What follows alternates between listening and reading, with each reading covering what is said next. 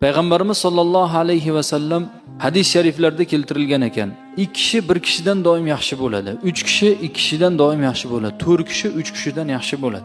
Ko'p jamoat bilan birga bo'linglar. Chunki Xudoy taolo meni ummatimni jamoatni ustida, ko'pchilikni ustida to'g'ri yo'lga hidoyat qiladi.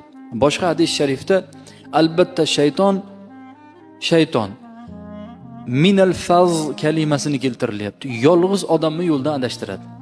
Kamchilikni yo'ldan adashtiradi. Va in kana snayni ab'adu, agar 2 kishi bo'lib qolsa, shayton ulardan qochib ketadi. Yolg'iz odamni shayton adashtiradi.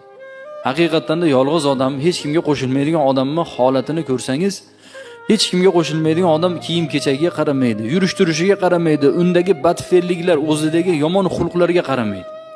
Jamoat bilan birga bo'lish nima bo'ladi? Jamoat bilan birga bo'lganda jamoat bir-birini ishqalab, to'g'rilab turadi. Go'yo temirchini bosqoniga o'xshaydi. Bir-biriga ishqab, bir ayb nuqson qilsa, ikkita odam aytadi: "Ho'y birodar, mana joyi ayb ish qilyapsiz. Mana ishingiz noto'g'ri" deydi. Qaysidir joyda beadablik qilsa, aniq to'g'rilab qo'yiladi.